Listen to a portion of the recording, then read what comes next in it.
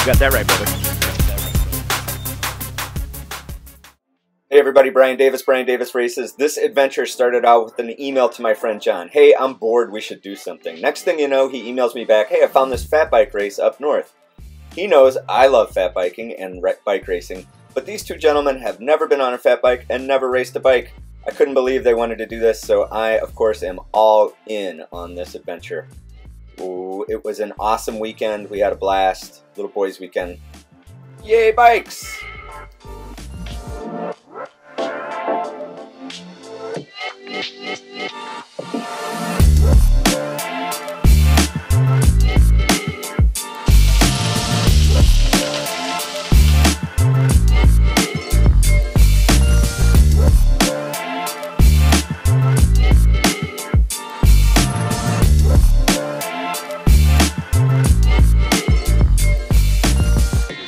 Who's excited for the first bike race?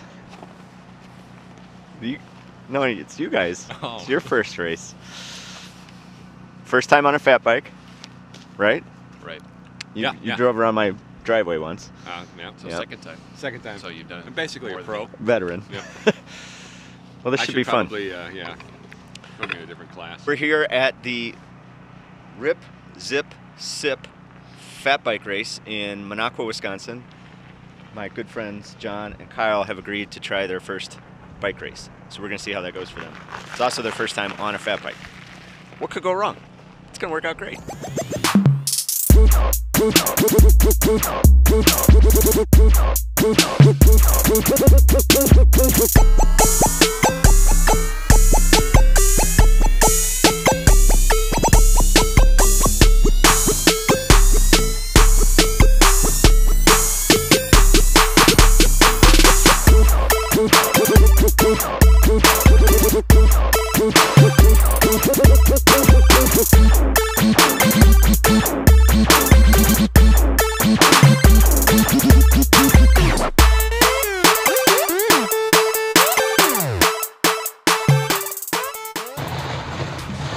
Whoa!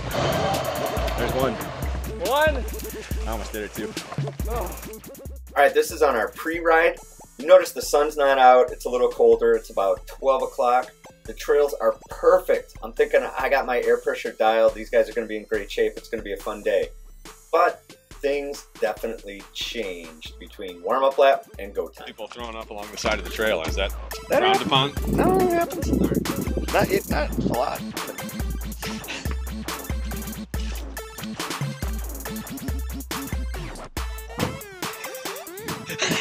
I think they're done. Maybe more bar sports next trip.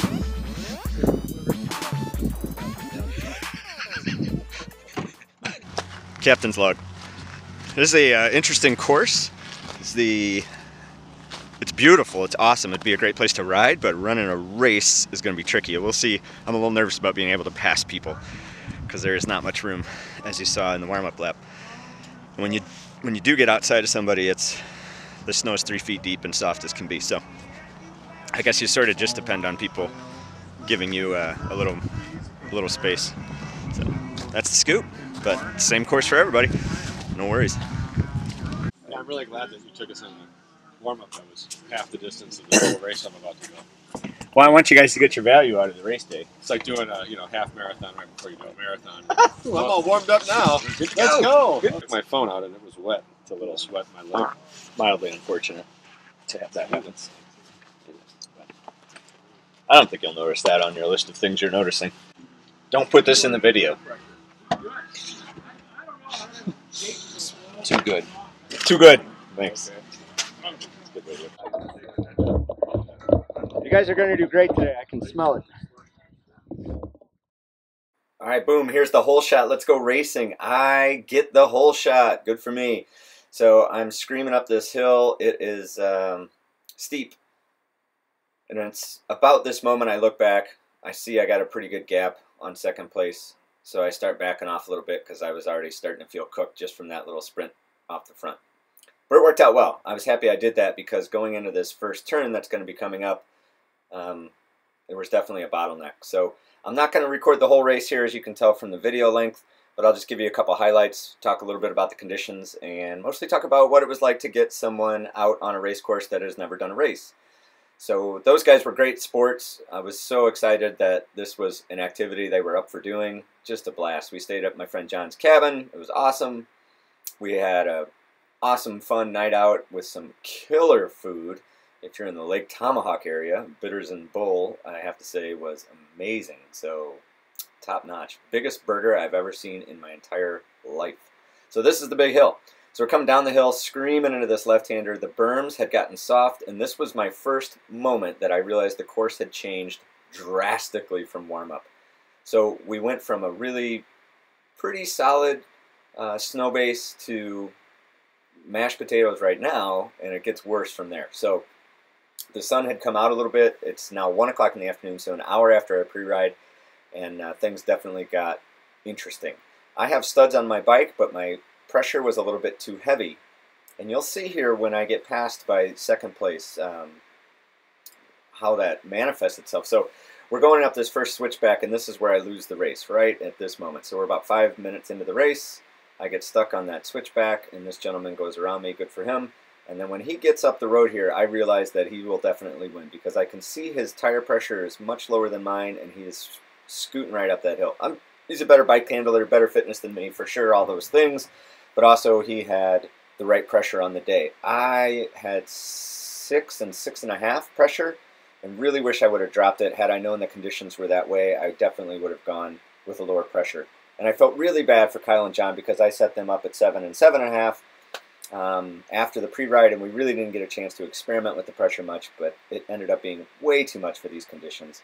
This was more, at some point in the race I compared this more to sledding than cycling. But man, it was fun. Such a cool course, such pretty area. Nice people, as you can see. Everybody's happy to let you go by. There's no competition with the passing thing. So first place and second place, myself, we were off to a huge start. So here's the course. It's kind of interesting. We do this loop, and then we double back that. There's an intersection there, and then you go back and repeat a portion of the course before you get on to the second half. So they call that the inner loop. Now that took me a little bit of figuring out to do before the race started, but eventually I got it figured out, and they had great volunteers out there to help make sure you knew which way you were going, and they were even radioing in the numbers to make sure that you did the inner loop if you were required to, or you didn't. So for the most part that was accurate. They tried to give me a shortcut once, you'll see coming up here, but I rejected their offer to take a shortcut because I was pretty sure I knew what I was doing. So you can get a sense for the amount of snow that's melting if you watch that pre-ride clip. There was definitely a lot more snow on this road part than there was here. So this is, I think I'm going to run into Kyle and John here. I had already lapped them. They started a half an hour after me. The guy's doing the 10K race, I should mention that. This was a 30K race for me, and then those gentlemen signed up for the 10K race. And there's John, I believe. Nope, that was Kyle. So I think it was at that moment, I had passed Kyle a little while before that, and I asked him for water because I was out. And I thought they were done. I didn't know they had a whole nother lap. So at that point, I think you saw my bike shaking around because I kept turning around like, oh my gosh, you have a whole nother lap? I'm so sorry I took your water. So this is when I tried to get they tried to give me a shortcut. I didn't take it, but you know, this was the type of race it was. Pretty relaxed pace. I had a huge gap on third place, and first place had a huge gap on me. So that was a lap rider that was passing me, or someone in the 10K race. So I wasn't too worried about that while I'm having my discussion about whether I should take the shortcut or not. Ultimately, I decided, no, I think you guys are wrong. I'm not going to take the shortcut. I'm going to keep doing the inner loop because that was the right call. So I'm still 98% sure I got that right. But in any event, I ended up where I should have ended up. So no worries there. All right, now I did figure it out in this race, when the conditions change like this, the best thing to do is just think about survival. So my goal was to not crash, and that was the name of the game for the rest of the race. If I don't crash, I'll maintain my gap. If I do crash, it's going to get more sketchy. So, and I could hurt myself, and I don't want to do that because my shoulder still hurts from separating it this fall. So that was the name of the game. Try not to crash. So passing was challenging, but everybody was great. Everybody got out of the way. And again, when I ran out of water, that was a problem. But I got some more water off John. This is me catching up to my friend John. And then I was able to get some water at the lap, what I did is I jumped off my bike, ran into the tent, grabbed some water from a cooler I knew was sitting in there, and filled up my bike because I was trying to signal to people that I needed water, but nobody really understood what I was saying. So I got off my bike, got water. I actually ended up doing that twice because I was woefully underprepared for the water. This course took me 2 hours and 18 minutes, and I was thinking like maybe an hour and 15 minutes. So my expectation of speed was dramatically different than the truth.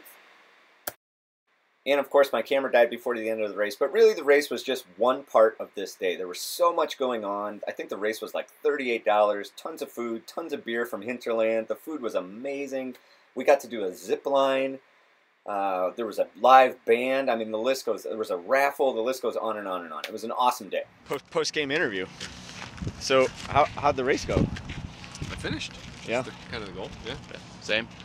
Our warm-up lap was pretty reasonable. The course was great, and then between 12 o'clock and 1 o'clock it changed tremendously. So I knew you guys had too much air. Dude, it was really slippery. Yeah. Slush. Just it was like, it's past mashed potato. I was thinking about this. It's past mashed potatoes, and it's more like racing on a slushy, like a 7-Eleven slushy. Right. Someone described it as a margarita. A margarita. If That's that were perfect. The case, I never would have finished the first lap. That's perfect. It was fun. We enjoyed the race. We're gonna go hang out in the party and have a beer and listen to it. They got a band and everything. So Nice. well, there's the zip line.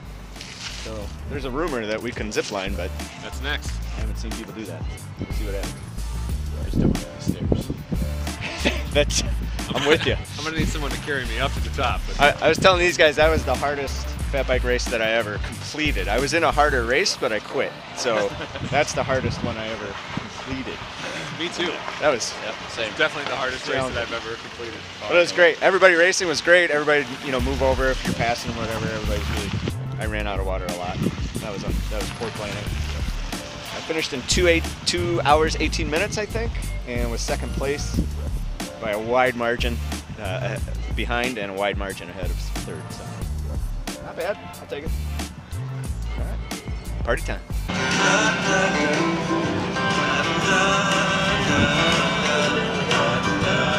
What's the food? Chili with sirloin and tomato soup and salad and bread and noodles. Holy cow. That's awesome. Woo! Like, this is awesome. Totally worth the trip up.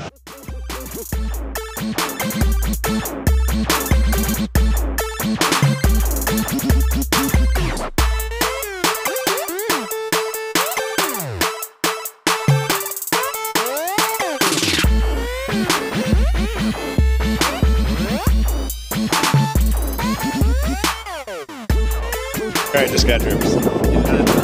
Just right there. Yeah.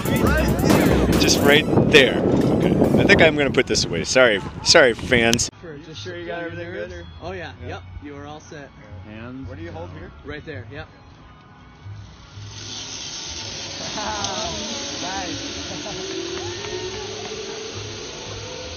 Jumping off the edge. Yeah. Always get your attention.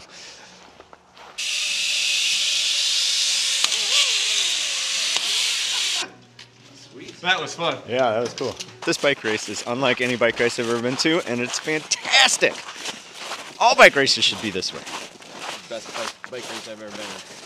Yeah. Right. My favorite so far. You know, to get first place in your age group in your first race. Yeah, I know. That's Not a small impressive. feat.